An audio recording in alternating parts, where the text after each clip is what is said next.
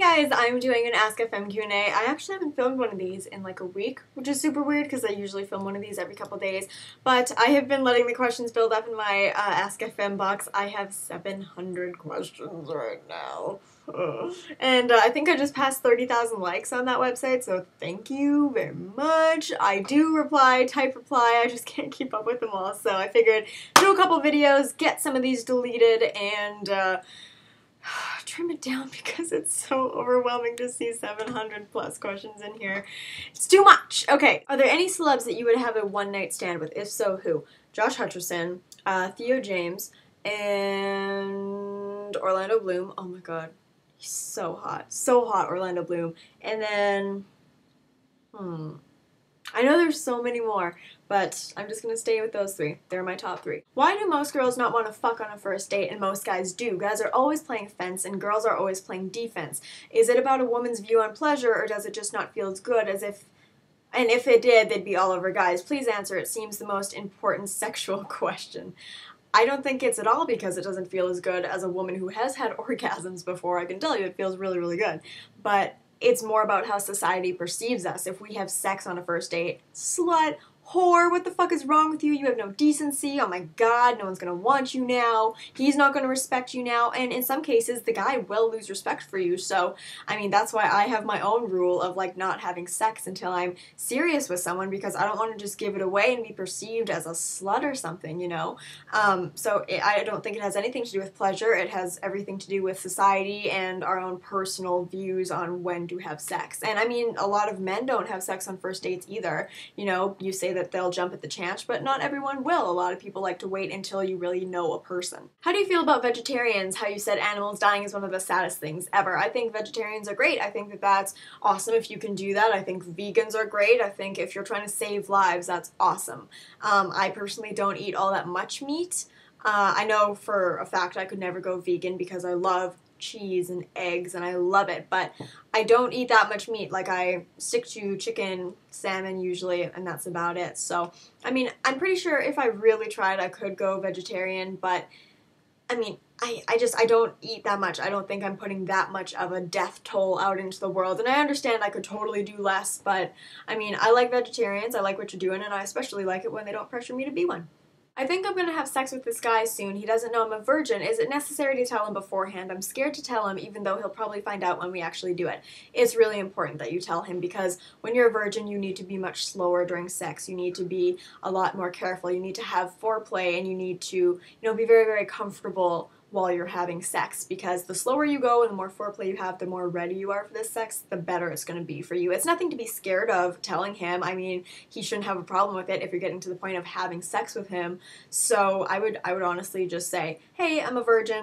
Let's take this whole sex thing a little bit slower. Be gentle with me. And proceed. Would you ever date a smoker? I actually did date a smoker, and while it's not my favorite thing, and I think smoking is incredibly stupid, I mean, if I like the person and that's just the thing that they do, as long as it's not all the time and they chew gum afterwards and they don't like blow it in my face or anything stupid and immature like that, then fine. But I would prefer if they didn't smoke. Like, not smoking is a selling point to me.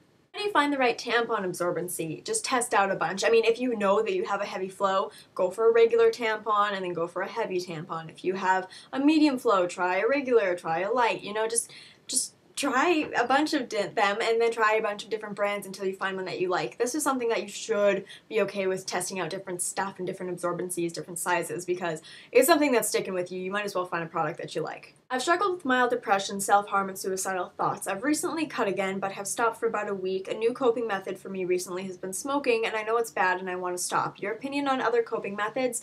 I don't think I am qualified enough to give you coping methods. I would suggest talking to a therapist or a counselor about this because this is something that is serious. This is your life. You're having suicidal thoughts. Life is worth living, and you need to realize that. And it's great that you're finding coping methods, but finding healthy ones is very, very important because you shouldn't turn to other dangerous habits to curb the ones that you have. So I would definitely just suggest talking to a professional who has studied and who knows about a bunch of different coping methods. I know there's a bunch of workbooks that you can go through, and journaling helps a lot, and talking to friends and family, but those are really the extents of the coping methods that I know. So if you need more, and even just to talk, a therapist or counselor would be my #1 suggestion. Is it awkward knowing your parents watch your sexual videos? Not really. I mean, there's some videos that I would probably prefer they not see, and I'm pretty sure my dad doesn't watch the ones with sexual stuff in the title, which I'm totally okay with. But, I mean, it's not super awkward. I mean, it's not as awkward as it would be for other people because it's a very open relationship anyways. It's just there's some things that, personally, I would prefer them to not have to hear coming out of my mouth. Forget about everything else and live in the moment. Do you agree with that? Please think about it realistically. I don't agree with it at all. I think it's important to live in the moment, sure, but you have to always be considering possible outcomes of things and considering your past and the bad choices that you made before and learning from it, and the intentions of other people and who has your back and who doesn't. I think it's really important to live in the moment, but consider the past and the present when you're making your decision in the moment. Do you regret telling us that you lost your virginity because everyone keeps asking about it, or do you not care? Honestly, I mean, it gets annoying sometimes. It's like, listen, I'm not going to tell you who I lost my virginity to because that's none of your fucking business. But I told you that was my decision. I knew that there were going to be questions about it, and I just felt like I should be open about it because it's my channel. I talk about sex, and I wouldn't want to just suddenly start talking about it like I knew what it was and not be like, oh yeah, I actually know what it was. I'm not just like pulling all this shit out of my ass. So I don't regret telling you about it, and I understand the questions, and I appreciate the intelligent questions, but I will only talk about my sex life in a purely, like, educational way. There's gonna be no personal details about it, ever. Like, no people, no specifics, like, it's all gonna be for educational purposes. Like, and to expect anything else, I think, is incredibly unrealistic. Okay, this one has a bunch of questions. This will be the last one. Could you fall in love with a practicing Christian or Muslim? I think I could fall in love, but I don't think I could ever, because I don't want to raise my children with a set religion. I already have that decided, and I can completely understand and respect religion, but I want my child to be raised in the way that I was, where nothing's forced. If you want to try a religion, great, but I'm not going to send you to church every day. But I could definitely fall in love. I mean, it's not like I'm going to choose not to.